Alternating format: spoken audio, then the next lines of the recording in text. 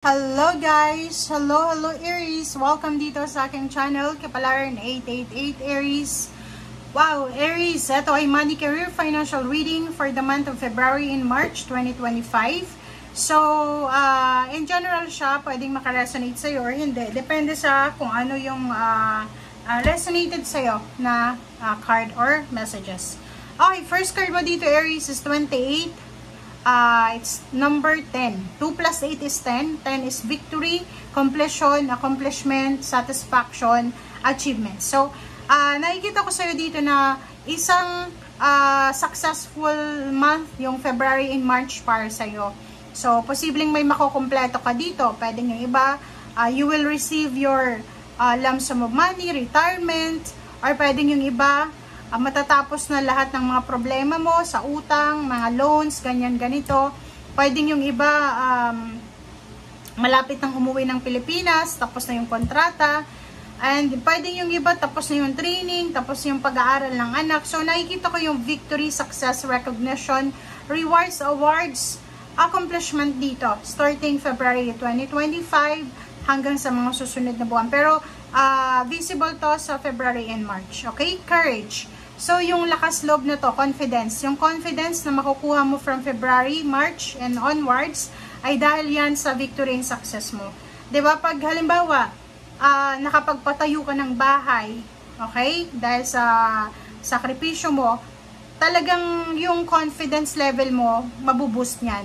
Diba? Kasi parang, ipapakita mo mismo sa sarili mo na kaya mo pala na magkapagpatayo ng bahay. Bumili ng sasakyan, natapos yung paghuhulog mo ng sasakyan, kung naka-loan ka sa sasakyan, parang ganun. So, kita ko sa'yo dito yung victorious, yung parang triumphant success, victory and success, yung mararamdaman mo. Aries, 7 of Wands and Justice. So, nakikita ko sa'yo dito na justice is yours.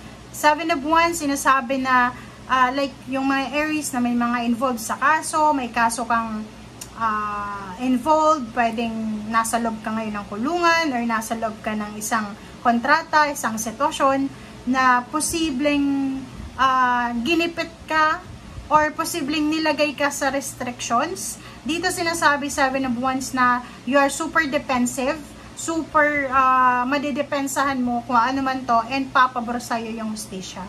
So, ibig sabihin, papabor sa'yo lahat ng mga yun, good karma. Good karma ang parating sa'yo this February, March. So, kung may kaso talaga, kontrata, or anything na papeles, documents na involved dito, justice, judgment, judge, abogado, papabor yun sa'yo. Okay? Yun lang. Okay, yun. Careful lang tayo Be careful, Aries. Dito ka mag-ingat sa the devil. Ingat ka sa mga Capricorn, ingat ka sa pera. Pera yung dapat mong pag-ingatan. Kasi alam mo, Aries, pera ang posibleng dahilan ng mga paghihirap mo sa buhay. Dito sa 7 of Swords, sinasabi ng baraha, mag-iingat ka dahil pera yung posibleng dahilan kung bakit ka nasa ganyang sitwasyon na restrictions. So, kung halimbawa na makaalis ka sa restrictions na to, na 7 of Swords, sinasabi sa'yo dito na kailangan wag mo nang bumalik, wag ka nang bumalik dito sa sitwasyon na to. Kailangan mong magbagong buhay, kailangan mong baguhin yung takbo ng buhay mo. As much as possible, kung ako sa'yo, kasi kung makikita mo sa baraha mo, siguro nakapag-asawa ka ng materialistic na tao, or yung pamilya mo, ganyan, ganito. So, as much as possible, mamuhay ka ng simple para hindi ka masyadong ma-pressure sa pera. Kung ano lang yung kaya mo, yun lang yun. Kasi yung mga tao naman talaga na nagkakaroon sila ng mga problema sa financial, nagkakautang-utang, yun yung mga taong kahit napakababa ng sweldo, gusto nila mamuhay ng napaka-luxurious. So, yun lang. Okay? 4 of Coins dito sa barahang to, nakikita ko sa'yo dito na nag-iisip ka. Pinag-iisipan mo kung paano ka makakapag-save ng pera.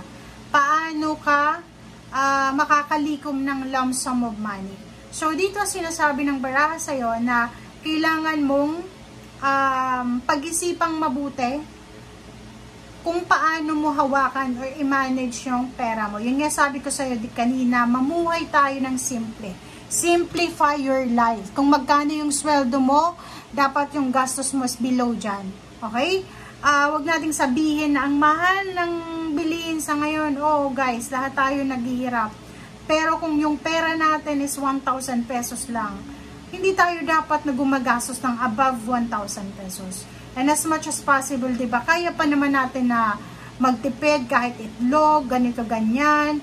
Diba? So, as long as na hindi ma-compromise yung financial mo. Kasi napakahirap ng buhay sa ngayon. Okay? So, 4 coins dito ka mag-focus. Kailangan mong magtipid, kailangan mong i-manage ng wisely yung pera mo. Kailangan mong umiwas sa temptation, bisyo, mga online shopping, pakikipag-party, lahat ng klase ng pwede kang mag-celebrate ng normal lang, yung hindi masyadong magarbo para hindi ka magkautang-utang. Okay? 6 of Wands and the Sun. Nakikita ko sa'yo dito, especially for the month of March, sobrang ganda kasi you are victorious. So, double victory to. 6, diba? Victory, victory. So, sinasabi dyan sa'yo ng barahan na you will receive double victory and success for the month of February and March. So, 2 buwan kang magse-celebrate ng victory and success. Maraming pera yung darating, maraming tulong ang darating. Nakikita ko rin sa'yo dito na sobrang masaya ka. Lahat ng solusyon sa problema sa salapi, sa pamilya, makukuha mo. And meron ditong liwanag, so sinasabi may sagot. May answers na posibleng papasok sa buhay mo, Aries, para ibigay sa'yo, lalo na sa mga nangangailangan dito ng solusyon sa kanilang buhay pinansyal. And 4 of Swords, nakikita mo yung 4 of Swords dito. Starting February and March, kung may mga problema kayo sa pera, dahil sa liwanag ng dasan na to, sinasabi sa'yo na mariresolbahan yan. Lahat ng mga pinoproblema mo sa pera. Siguro for several months masyado kang stress, depressed kung saan ka kukuha ng pera. But dito, for the month na to, sinasabi na makakahinga ka. Yung parang, ay nako, natapos din yung ulugan mo sa bahay, sa lupa bahay, sa sasakyan. Ay nako, nakuha ko rin yung lump sum of money. Diba? Payments, payouts, parang ganun. So, dito sa Knight of Coins, sinasabi na yung pera na parating sa'yo, yung financial success, financial opening, financial offer na darating sa'yo. It's either career, new job, business, or help yan. Makakatulong yan sa'yo para umayos yung buhay mo. Para, di ba, tumahimik yung isip mo sa pag-iisip. Saan ba ako kukuha ng ganito, ganyan? Saan ba ako makakautang ng ganito, ganyan? So, nakikita ko may parating dito. So, yan ang nakikita ko sa'yo dito ngayon, ngayong buwan ng February, March, para sa pera. Thank you guys. Bye!